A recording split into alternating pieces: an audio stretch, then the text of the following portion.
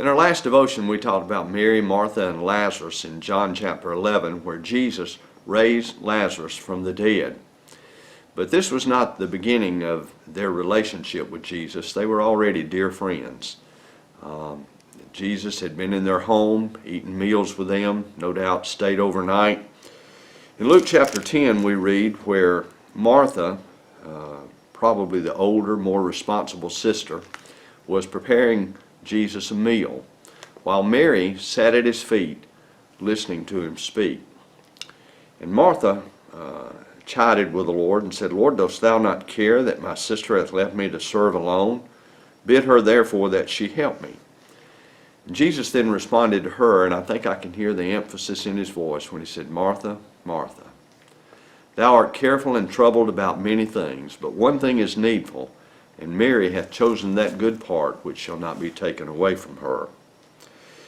Then in John 11 we read where Lazarus was sick, and Mary and Martha sent for Jesus to come. And they knew he had healed many people, and no doubt they believed he would come and heal Lazarus, but he didn't. He delayed 4 days, and in the meantime Lazarus died.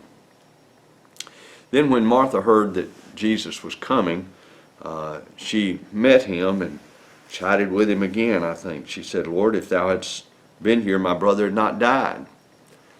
And Jesus then responded and said, thy brother shall rise again. She said, I know he'll rise in the resurrection. Jesus said, I am the resurrection and the life. And then Mary heard he was coming, and she went to meet him, and she said the same words, Lord, if thou hadst been here, my brother had not died. But she said those words falling down at his feet and worshiping him and weeping. Something about her humility and devotion and utter dependence and her tears moved Jesus. He didn't answer her verbally. The Bible said he groaned, was troubled in his spirit, and he wept. And then he went to the tomb and raised Lazarus from the dead.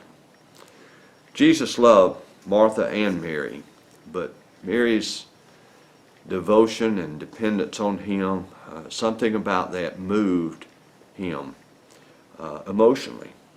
Jesus loved all of his disciples, but he carried Peter, James, and John places that the others were not privileged to go.